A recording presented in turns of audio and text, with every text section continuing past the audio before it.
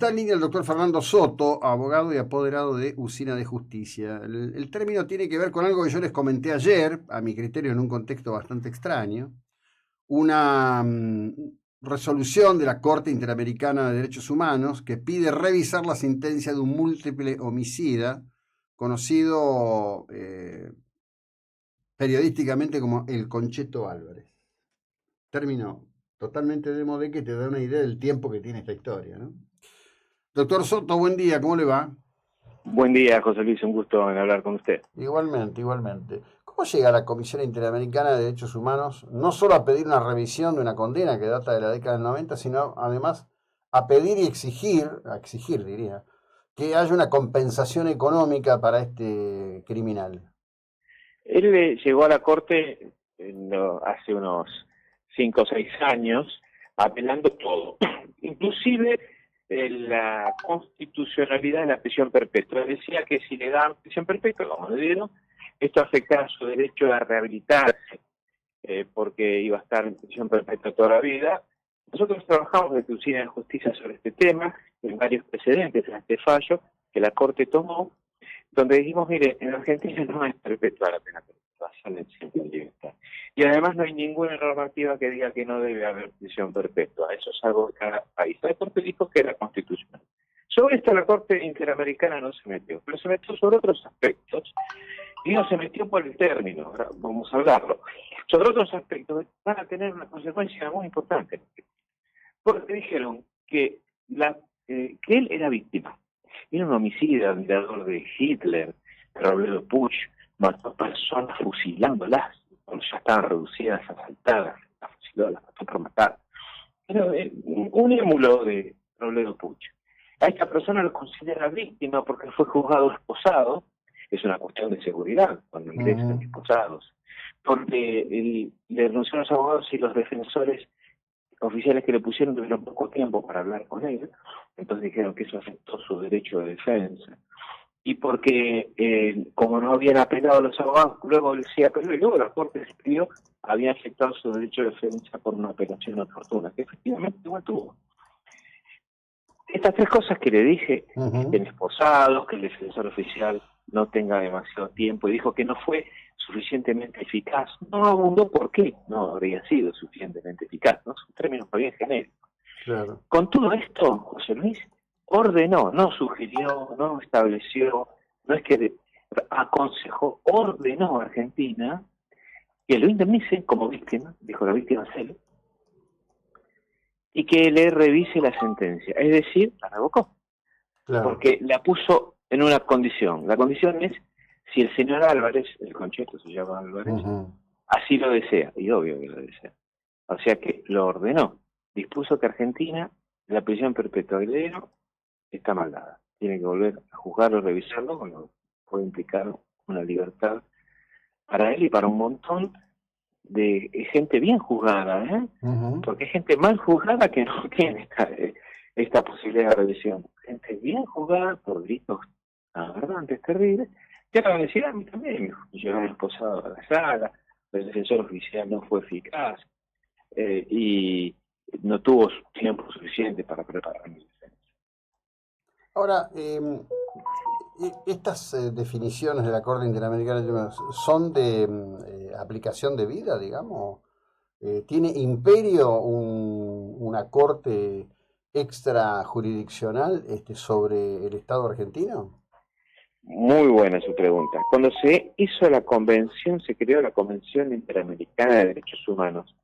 Fue en 1984. Argentina, 83, 84. Argentina la incorporó en 1985 con el gobierno de Alfonso.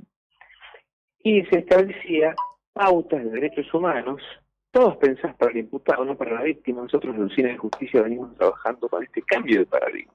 La justicia no está hecha solamente para el imputado, sino también para la víctima. Es más, la víctima es el protagonista fundamental del proceso. La víctima es el protagonista involuntario y el imputado voluntario quiso romper la ley. Pero los derechos son para las personas, y las personas son víctimas o victimarios, pero son personas, ¿no? Y si me da a elegir a mí, para mí es solo para la víctima, por lo menos determinadas garantías constitucionales. Pero está bien que sean para los dos. Bueno, ahora bien, la Convención Interamericana creó una Corte Interamericana, pero era para velar sobre el cumplimiento o no del convenio. Y eso solamente implicaba que la Corte dijera: usted, Estado argentino, colombiano, uruguayo, incumplió el convenio y debería hacer ajustes en la legislación interna, si no queda renunciado al convenio. Pero no con órdenes dispositivos como si fuera un tribunal. Esto fue cambiando con el tiempo, cada vez más, hasta que ahora, como en este caso, que también ordenó cambios de legislación interna, o sea, le dijo: cambien la ley en varios puntos. Ahora lo que hace es ordena. No dice, debería hacer tal cosa, entonces le damos al Estado un plazo, un año, sugerimos. Ordenó, usó la palabra ordenar, se ordena.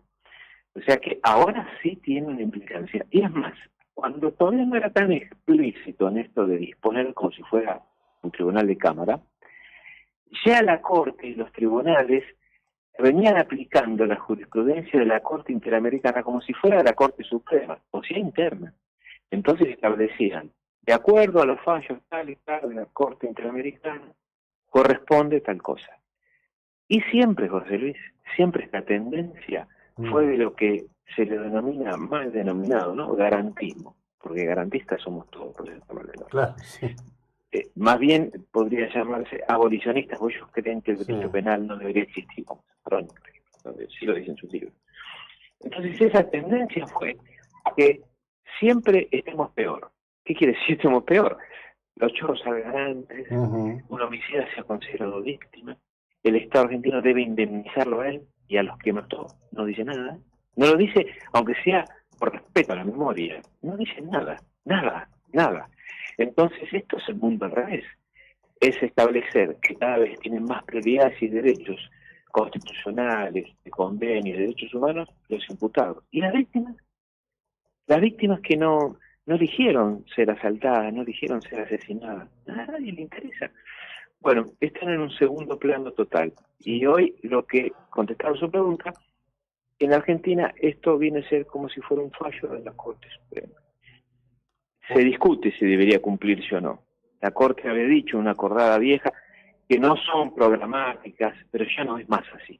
En la práctica, la propia Corte dispone en sus fallos resoluciones con dirección a lo que estableció la Corte Interamericana. O sea, no se aparta lo que dice la Corte. Lo incorpora como si fuera su propia jurisprudencia. Wow. Esto no debería abrirse a un debate con la propia Corte, digamos, en todo caso, ¿no? Constituirse, por ejemplo, usina de justicia como amicus curiae de las víctimas, plantear ante la Corte general, porque es irracional, es absolutamente irracional. Sí, estamos planteando hacer una presentación, porque esto, claro que es irracional. La palabra, mire, la diferencia grande se ve cuando se cumple la Constitución argentina, que sabiamente impuso los juicios procurados para los juicios criminales. Dice, sí, todos los juicios criminales deberán ser concluidos por juicios procurados. Recién se empezó a cumplir en Argentina en los últimos años, y el que más se resiste es el ámbito nacional. Los jueces no quieren largar la manija. No, claro. Quieren ser ellos los que dictan justicia, no un jurado. El jurado sensato. Mire, hace poco tuvimos un policía que estuvo preso 2 años, lo vi en su cuenta de Twitter y me impresionó. Digo, ¿quién le va a devolver a este hombre 2 años preso? Claro, el jurado lo absolvió, él quería perpetuo el fiscal. Es el mismo fiscal del caso Ríos que los dejó libres, ya están todos libres, los chorros mucho antes que sobre los Ríos. Esa es la justicia. Entonces, es que estamos pensando en hacer una intervención porque hay una tergiversación de la sensatez de la justicia. ¿Sí? Yo dijo la racionalidad. Esto no. Pero no, la víctima no es el homicida. No, pero ellos dicen, no, pero le violaron los derechos humanos. Esta persona es víctima. Bueno, le han violado derechos humanos según la interpretación de la Corte, pero eso no lo convierte en la víctima del proceso. Una persona que fue juzgado con algunos déficits según la Corte Interamericana. Para mí no. Para mí, para la Corte Suprema y para todos los tribunales que condenaron todo por unanimidad. No. Entonces, esto, la manera de plantearlo es, entonces tenemos 2 Cortes Supremas. Sí, y la otra Corte Suprema es la que está integrada por gente como Zaffaroni. y por extranjeros que legislan en nuestro país, porque nosotros... Bueno, justamente me parece que hay un debate por venir que tiene, yo diría, estricta raíz constitucional y es la cuestión de la cesión de soberanía. Es decir, me parece que una cosa era cuando estos institutos se crearon en época que las dictaduras dominaban el continente y otro escenario muy distinto es el de hoy, ¿no? Es completamente diferente. Usted dio un acierto, José Luis, muy grande. Cuando se crearon estos y otros convenios de derechos humanos, una respuesta, como en su momento el nacimiento de las constituciones con Montesquieu, en época casi medieval, porque había tiranías, había dictaduras, regímenes totalitarios, está correcto lo que usted decía. Pero ahora, 45 años después, no es más así. Entonces esto aparece totalmente desproporcionado. Es verdad, la palabra que usted usó es correctísima, es soberanía. La soberanía no es solamente Malvinas, que sí lo es, claro, pero no es solamente eso, o sea, una ocupación territorial de un Estado. La soberanía es la imposición de los valores de un Estado, es el valor de la democracia, de la libertad y de la justicia, es decir, que las hace, las paga. Y cuando un Estado extranjero le dice, no, Argentina, usted tiene que obrar como yo digo, no como usted dice. José Claro, Luis, pero si esto tuviera un propósito correctivo frente a lo que sería una situación irregular, una estulticia judicial, bueno, uno diría, wow, bien, nos están protegiendo, pero esto es un disparate. claro. A ver, estamos hablando de un múltiple asesino de niños condenado, y que una de las razones sean que atravesó todo el proceso, ¿qué le dirían a una corte norteamericana, digo, a un juzgado norteamericano? Le ponen el mono naranja y los encadenan de manos y de pies. Oh, bueno, la sede ahora está en Costa Rica, pero estuvo en Washington muchos años de la Corte Americana. Pero Estados Unidos nunca firmó el convenio. Claro. Por supuesto. Sí firmó otras convenciones de derechos humanos como de la ONU, firmadas en La Habana, en Cuba, y las cumplen. Por ejemplo, disparándole a los asaltantes armados. Es lo que dicen los convenios, y los cumplen. Sí. Bueno, pero mire, hay un video impresionante, tiene ya muchos años, creo que de 2009. Ocurre en el área de la Florida, en un condado conexo con Miami, ¿no? Viene un patrullero, adelante viene el auto viene despacio, el patrullero viene atrás, tocando bop, bop.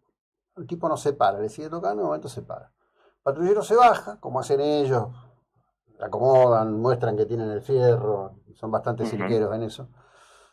Se le aproxima al conductor, el conductor no baja el vidrio, entonces se le pone adelante, el tipo mueve el auto, le bajó el cargador, lo ejecutó, le bajó el cargador. Eso fue a juicio, yo lo seguí mucho porque me había impresionado.